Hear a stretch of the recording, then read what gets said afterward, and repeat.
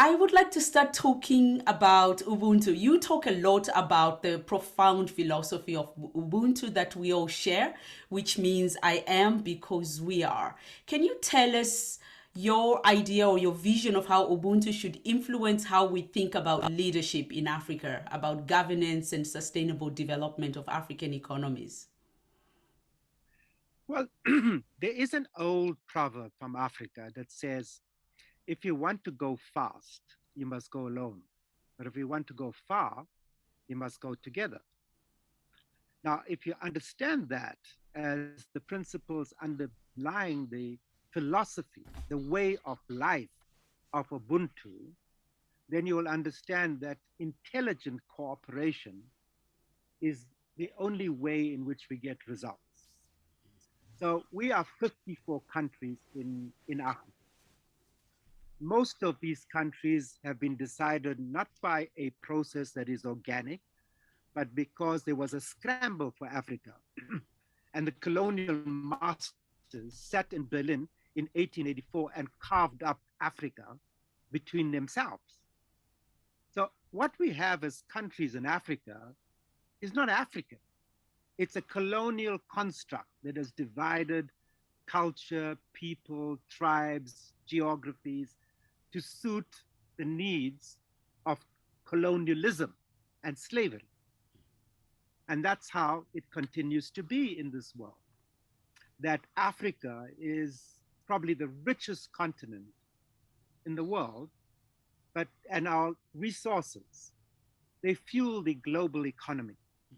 You know, you look at it, you know, 90% of platinum in the world, or 35% of uranium. You look at the gas, the oil, much of the gold that sits in Western vaults in comes out of South Africa. So you look at the wealth of Africa and you ask, have the people benefited? And the question is a decisive no. If you look at oil and gas, what do we have? Is the Niger Delta, where big multinational oil companies came and they promised a better life to people. And today it's a disaster 70 years later. And now they want to go and they want to drill for oil in the Okavango and Kavango Basin, which is the most pristine ecosystems of Southern Africa. And again, they're making promises. And so until we get away from the notion that we are 54 countries and come to the idea that we one continent and we should have an African agenda that has no boundaries, no borders, no national elites that drive our development in a way that enriches a small elite amongst us. Until we deal with this issue of governance and leadership and come to our African agenda, whoever comes into to Africa, whether it's the Chinese or the Indians or the Russians or the Europeans or the United States, they will manipulate that agenda to suit them. But if we were organized and had an African agenda, then we welcome the competition in a way that benefits African people. You know, if I was the Minister of Communications, as you said, Africa is probably the fastest growing telecommunications market in the world. Ask yourself, why don't we have a manufacturing facility that manufactures phones made in Africa or equipment made in Africa?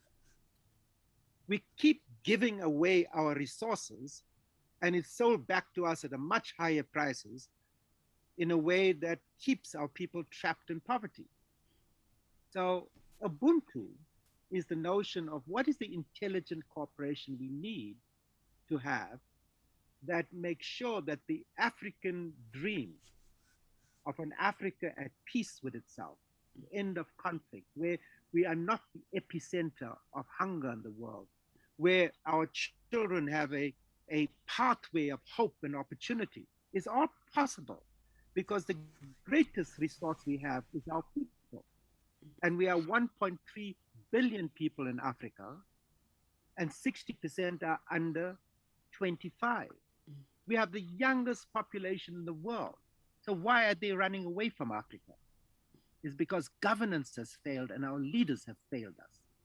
to harness our resources in an ecological way, in a way that is in line with us not creating more chaos through exceeding our planetary boundaries, by placing Mother Earth at the center of everything we do. And if we do that, we would be a continent which is the cradle of humanity that helps heal not just ourselves, but heal the whole world from the divisions that today bedevil us and cause so much violence and exclusion and inequality and poverty in the world. Absolutely. We are stuck with this colonial construct. But we are one continent, a diverse continent of people, landscape, cultures, economies. And like you rightly pointed, one of the things most of our African economies have in common is the enormous wealth that our continent holds. And yet, our continent is famous for poverty. That is the one thing that we are known for. The average African is getting poorer. And like you say, we need to improve governance so that we can operate as a single continent, speaking with one voice and interacting with the world on that level playing field. How do we make that happen? How do we transform the governance so that it can deliver the long-held promise that has so far eluded us? Well, doing exactly what you're doing. The future of our continent lies not in my generation. So you as young people can't be leaders of tomorrow. You have to be leaders of today because time is running out. A lot of the big wars that we are seeing, the resource conflicts about the way in which our resources are being abused, way in which Africa is being recolonized, the way in which plundering, in collusion with some of our people in government, is now being used to recolonize our continent. And again, we are seeing a plundering.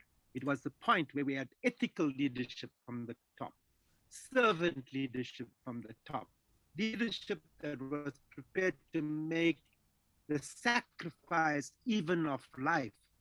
The Mandela generation who were prepared to go freedom. And they didn't do it because they wanted to enrich themselves. They did it because they believed people who made the freedom. It was people who stood up and said, we had the only generation capable of making changes and improving governance is those that are under, otherwise it's too late. And today you are the majority. What is it you want? What is the Africa you want? I think the real question about the future is, what does it mean to be African? What is the Africa you want? You, the young people. Because if 60% of the 1.3 billion people in Africa are under 25, then the future is yours. And the future is now, not later or tomorrow. And I think Africa is at a crossroads now where we need your generation to find its dream, its inspiration, its struggle, its destiny. And then for people like myself who are elders to support you, to make the Africa we can all be proud of. Not the Africa where you want to be a poor photocopy of some Western model or Eastern model or Northern model or European model. What does it mean to be African?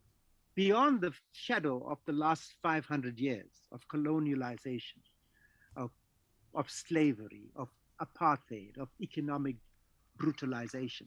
What does it mean to be African? And when you go back to that, beyond the 500 years, you will find there's deep wisdom there, indigenous wisdom.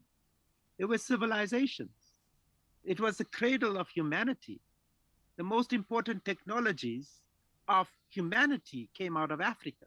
Fire, language, music, agriculture, the use of metal. So where is that great spirit of ancestral wisdom? Are you ashamed of it? And you want to be a poor photocopy of something else? What is the health and the medicine that we had? People lived and they had civilizations and they had health and they had education, and they sat under the baobab tree and they sorted out all the challenges. They didn't have a police force and an army and a jail. They didn't have laws.